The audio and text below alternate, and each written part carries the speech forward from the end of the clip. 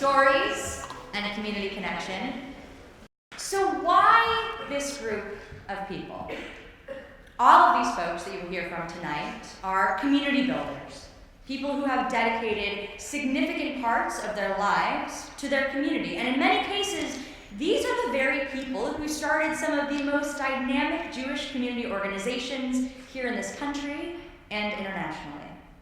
The idea behind gathering this particular group of people was inspired by the ironic burden carried by community builders.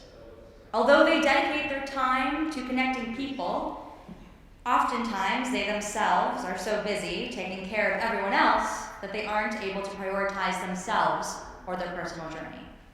So for the last few months, these people have been meeting up regularly to do the big personal work of looking inward, to try to truly understand themselves and their own story. The stories you're about to hear have themes of learning about yourself, asking questions, self-acceptance. It's going to be beautiful, sad, funny, heart-opening, educational, and entertaining. It's going to be a very special night. Ruben Shimonov, I hope I'm pronouncing your name correctly, beautiful. Ruben Shimonov is a Jewish educator, community builder, and social innovator. His hybrid identity as Bukharian, Sephardic, Mizrahi, queer, and Russian-speaking Jew continuously informs his commitment to Jewish diversity, pluralism, and inclusivity. Currently, Ruben is the executive director and co-founder of the Sephardic Mizrahi Q Network, a grassroots organization that works to build a vibrant and supportive community for the LGBTQ+ Sephardic and Mizrahi Jews. He also serves as Vice President of Education and Community Engagement on the American Sephardic Federation's Young Leadership Board, as well as Director of the Educational Experiences and Programming for the Muslim-Jewish Solidarity Committee of New York. Busy guy. Ruben was listed among the Jewish Week's 36 under 36 emerging Jewish communal leaders and changemakers. An impressive group we have here tonight. In addition to all these things, Ruben is also a visual artist specializing in multilingual calligraphy that combines Hebrew, Arabic, and Persian. But tonight, his creative expression will come in the form of his story. A story about fitting in, growing up, and of course, community. Please put your hands together and join me in welcoming our next speaker, Ruben Shimonov.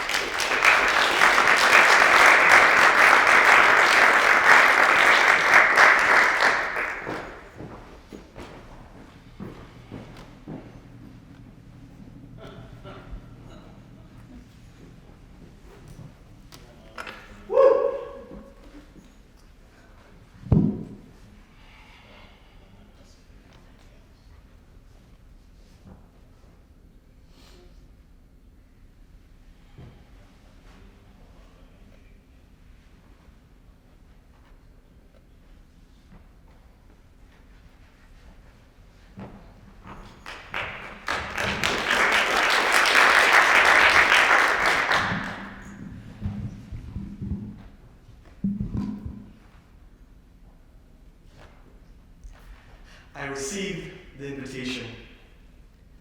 He passed it along to me right after Shacharit, the nearly hour-long morning prayer service that would always start the school day. 2 months after joining Mrs. Jacobson's third grade class at Seattle Hebrew Academy, these prayers were still quite foreign to my ears and eyes.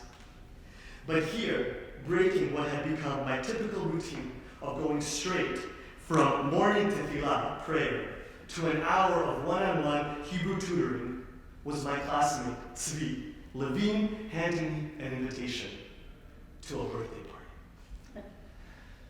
If you were to look at a globe and point to my place of birth, Tashkent, Uzbekistan, and then run your finger along the longitude line to the other side of the globe, crossing the Arctic, you would hit Seattle, the city where I grew up. At age 8, pluck, I was uprooted from Central Asia like a little turnip and transplanted quite literally, halfway across the world, from the place where my Bukharian Jewish ancestors had lived for over 2,000 years. Through empires that came and went, Babylonian, Persian, Greek, Mongol, Turkic, Russian, Soviet. In less than 2 years, this little unibrow boy with narrow shoulders that seemed disproportionately small for his large head had traversed with his family large swaths of our planet. From Tashkent to Moscow to New York, and finally to Seattle. And just as I was adjusting to life in Jamaica, Queens, with its constellation of identical red brick apartment buildings and its humid summers soaked in the hypnotizing sounds of cicadas and ice cream trucks, just then the process began anew in the forested, overcast, and much cleaner city of Seattle. I wasn't yet sure how I felt about this second big move, but Savi's birthday invitation was definitely an auspicious sign. I clasped that piece of paper as if it were $1 million check. I observed it with the same awe that I had felt when I held my first Snickers bar in the Moscow airport en route to the US. In my new Jewish day school, we were learning a lot about God, or as my teacher called his divine power, Hashem. The concept of an all-knowing, all-powerful force was not easy for me to grasp, but perhaps Tzvi's birthday invitation was a sign from Hashem that everything was going to be okay. There were many things I didn't understand about my new school. I didn't really understand the intricate choreography of the morning prayers that were said in a language as foreign to me as English was only a year and a half earlier. I couldn't grasp why students were allowed to only bring non-meat packed lunches when all I wanted was my mom's grechka s мясом, buckwheat with ground beef, or oshi polo, a comforting meal with rice, meat, cumin, and julienne carrots. I knew that I came from a traditional Bukharian Jewish family and that our Judaism was important to us. In fact, it was one of the reasons we left the former Soviet Union as refugees seeking asylum. But only later would I realize just how much literacy we were robbed of under the Soviet system. And at the same time, only later would I also realize how much cultural richness my community still possessed, despite our minority status. But at my new American Jewish school, where I didn't see examples of the Jewish culture of my household, I doubted the authenticity of my millennia-old community. I was confused by what I saw in the school, but wanted so desperately to mimic it as well. I didn't understand what were these long white fringes dangling from underneath the shirts of the boys in my class, or why all the girls wore skirts, and all of this made me so nervous, like I didn't belong there, and that soon everybody would know that. But clearly, the secret had not yet been exposed, and I was fitting in enough for Tzvi to invite me to his birthday. Did I finally make it, I thought? Could I perhaps stop thinking of myself as a Soviet spy from this faraway mythical land of Uzbekistan that none of my classmates ever heard of? If Tzvi invited me to his birthday party, then yes, I must have finally become an American Jew. So there I was, standing next to Tzvi, trying to remain composed as he handed me my golden ticket into the sought-after world of American childhood. The printing paper sprinkled with Windows 95 clip art seemed to radiate in my hands, handling the invitation as if it were a precious jewel. I gently held the paper as I began reading every word with care. And then I came across a word I didn't quite understand. Sleepover. Small details that I figure out later, I told myself, as Michal pulled me out of the classroom for my daily hour of Hebrew tutoring. Arriving home that afternoon, I carelessly dropped my backpack, violently kicked off my shoes, obviously put on slippers, quickly washed my hands, and then ran to my mom to tell her about the most transformative moment in my 8 years on this planet. Given my mom's smile, I knew that she shared in my joy. But then, after I handed her the invitation, her facial expression turned from happiness to confusion. The party begins on Saturday and ends on Sunday, she asked me, confounded. I didn't quite know what to tell her because I myself was a bit confused. Let me call Tzvi's mom. she suggested. Although probably lasting merely 2 minutes, the conversation seemed painfully eternal. Every 10 seconds, I waved my hands in front of my mom's face, signaling to her, that's enough, as if every additional accented word would make Mrs. Levine increasingly wary of my foreign-born mother. Finally, she hung up the phone. Her stern expression showed me that she had obtained all the information that she needed. Children would celebrate the birthday and then sleep in the house, in the basement, on the floor, in some kind of bag. Completely dumbfounded, she started muttering in a frantic half whisper, I don't understand how parents in America could allow this. Why would they voluntarily do this? Children sleeping on the floor like they are бездомные, homeless. We did not move from Uzbekistan to America so that my son would sleep in a cold storage room and catch erratic fever? A sudden nausea permeated my body. When I have to say no to tzvi, I wanted so desperately to go. Even though, to be honest, I also didn't know what was in store for me. But I had to show confidence to my mom. No room for wavering if I would have any chance of this happening. If she sensed any hesitation on my end, which I definitely haven't, then I'd be staying. So I told her with complete self-assurance, this is how all birthdays are celebrated in America. People come to each other's homes and sleep in bags on the floor. My mom wasn't impressed with the forced confidence I was exhibiting in my sudden knowledge of American nocturnal practices, but seeing the desperation in my eyes, she thought of a compromise. I would be able to go and have a splendid time. And then she would simply pick me up at the end of the night when all the other crazy Americans went to sleep on a cold basement floor in synthetic bags. Won't this work for you? She asked so diplomatically while stroking my hair, as if she found the obvious rational solution, but I was just compromising. No, it wouldn't, I protested. How could it? Everyone will know how odd I am.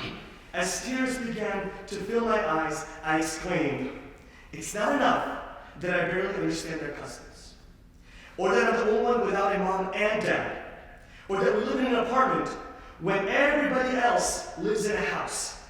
That's not enough for me to be the strange kid? The hurtful things we say as children to try to get our way. After my outburst, I immediately knew I said things I shouldn't have. But you know what? My mom actually caved in. My first tantrum as an American child. The next day, my mom went to Costco to buy the best sleeping bag out there. Top of the line. If my child will be sleeping in a bag, he'll sleep in the best damn bag possible. I can imagine her saying. But obviously that wasn't enough. She packed me a wool blanket, thermal leggings that I could wear under my pajamas, and some real food, since all these families were shamingly serving us with some pizza.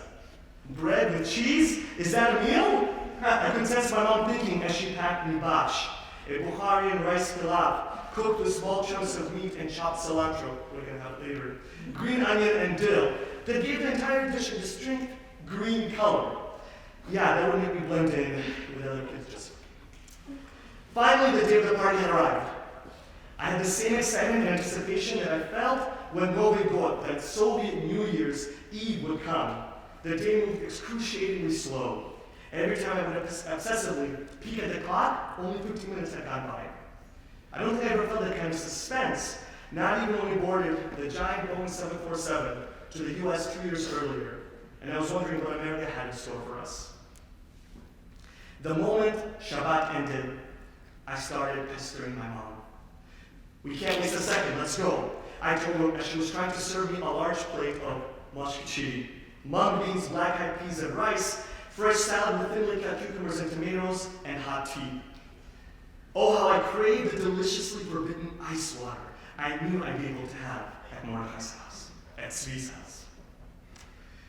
To satisfy my mom, I took a few bites of a meal that I would usually scarf down. As we were driving to Tzvi's house, all of 5 minutes away, a sudden anxiety-induced nausea permeated my body. What if they realized I'd never been to a sleepover? What if I didn't know how to arrange the sleeping bag? What if I wasn't supposed to bring a pillow? What if my box funks up the entire basement? Calm down, I reassured myself. I've made it this far. Don't blow your cover. Remember, in colloquialism I recently learned, I told myself to chill out. As we approached the house, my mom looked over to me and gently uttered, "Ruben, let me come in and speak to Mrs. Levine, just to make sure everything okay." I tensed up. I could only imagine the kinds of questions she'd ask. Can Ruben sleep on a bed? You know, he has scoliosis and can't sleep on the floor. And as a child, he almost had pneumonia. He's too frail to sleep in the basement with the rest of the boys. And can you make sure to make him some chai? No, that was not going to happen. I knew I had to utilize another American child tactic. And so I asserted, "Mom, don't embarrass me." And with those fighting words, I bolted out of the car, slammed the door, and climbed the stairs of Zvi's house, almost tipping over as I tried to carry a duffel bag that was the size of me. Standing next to the entrance door, with Seattle drizzle dampening my already sweaty hair, I took a deep breath and nervously pressed the doorbell as my heart pounded in my chest. This was supposed to be fun and exciting, right? So why was I only feeling trepidation and anxiety? Zvi's mom opened the door. I immediately noticed that her hair was covered and she was wearing a long skirt. What relief, I thought, if my mom had come in with her exposed hair, shirt that reached below the neckline, and pants, it would be the end of it. Walking inside, I noticed my classmates, and some of them were already wearing pajamas. Wait, was I supposed to come in pajamas? Zvi ran up to me and asked me if I wanted to play something called Monopoly with the rest of the boys. At that point, I quickly realized that throughout the night, I would need to maintain the facade of knowing what the hell is going on. And so I did, as we watched a movie I'd never heard of, spoke about the fun sport of baseball, and ate some frosted cake that made me miss my mom's decadent homemade desserts. As my stomach was attempting to make sense of the chaotic combination of food that had entered it, it was finally time for bed. Well, not really bed, since we were sleeping on the floor, so I guess it was time for floor. I was petrified. At that point, I realized I had actually never been in a basement before. All my life I lived in apartments, in Tashkent, in New York, now in Seattle. What's more, I never used a sleeping bag before. Was I equipped for this underground experience? Whether I was ready or not, the clock had struck for my subterranean slumber. Slowly and cautiously, I descended the creaking narrow stairway with my giant sleeping bag. With the solemnity of a soldier going to battle, I made my way down the seemingly infinite steps. Unrolling my bag, like the Torah scroll I had seen in school, I would steal quick glances at the other boys to see how they were managing this procedure. I immediately placed my clothing in the sleeping bag, while the other boys threw their belongings haphazardly. Note to self, to be American, I need to be messy. Gently slipping into the bag, I felt like I was a cosmonaut. Wait, astronaut. It's astronaut, Ruben. It's always astronaut. After some chattering, Mrs. Levine opened the door on top of the stairs and turned off the light. Finally, in my little cocoon, I let out a deep sigh of relief. I made it through the evening. Mission accomplished. And then, as I was trying to make myself comfortable in this device that felt more like a straitjacket than something to sleep in, I heard the phone ring. Somehow, without anyone telling me, I knew who it was. But it couldn't be, I assured myself. She wouldn't do this. We talked about the rules. And then, Mrs. Levine opened the basement door and shouted. Well, to be fair, it probably wasn't a shout, but that's how I remember it in my dramatic vulnerability. "Ruben, your mom is calling." My extremities went numb. That's it, my cover was blown. I will never be American. Everyone will know I'm a spy, and I can spend the rest of my days eating oshibolo and bosh in a bathroom stall. Taking a deep breath, I slithered out of the sleeping bag and climbed up the stairs to the kitchen phone. Dead man walking. With trembling hands, I picked up the receiver. "Ruben John, Ruben dear," my mom reassured me. "Let me pick you up. Everyone is already sleeping, right?" Trying to make myself feel as physically small as possible, I gave a nervous smile to Mrs. Levine, crouched towards the kitchen phone and whispered to my mom with assertion, "Mama, you're ruining everything." After my accusation, I immediately hung up the phone. I never hung up the phone to my mom. The queasiness I felt after the pizza dinner returned, but this time it wasn't because of the foreign food. The source was a combination of anxiety and frustration. And then at some point, after I went back downstairs, I noticed everybody was asleep, except me. Staring up at the ceiling, many thoughts were running through my mind. Stay awake, I thought to myself, just in case Mom calls again. But I knew she wasn't going to call. The next morning, we got up and went upstairs for breakfast. I poured my milk first and then tossed in some cereal. Wrong order, I had to remember. I quickly realized when I saw what the other boys were doing. After breakfast, I sat on the couch next to the living room window. Every car that came, I was hoping was my mom's. It felt like ages since I had my mom's food, soaked with centuries of tradition, love, and resilience. And then she pulled up in her used Chevy Corsica. I ran out the door, partly because I didn't want to risk the chance of her coming inside, but more because I couldn't wait to get in that car and reunite with a woman who would provide me a proper breakfast, and comfy bedding, and a language I've been itching to speak for 18 years, 18 hours. With a big smile on her face, she asked me about the event, as if I had never yelled at her or told her how embarrassing she was. When we got back to the apartment, it welcomed me like a warm hug. After scarfing down my mom's food, I told her that I was a little bit sleepy. I wasn't going to fully admit how I barely slept that night because the floor was cold and uncomfortable, as she said it was. With a finally full stomach, I climbed into the bed that my mom's sister and I shared, and my mom put an extra wool blanket from the homeland on me. As my eyelids grew heavy, I recalled the events of the last 24 hours. I survived my first American slumber party. But God, Hashem, please don't let anyone invite me to another sleepover again.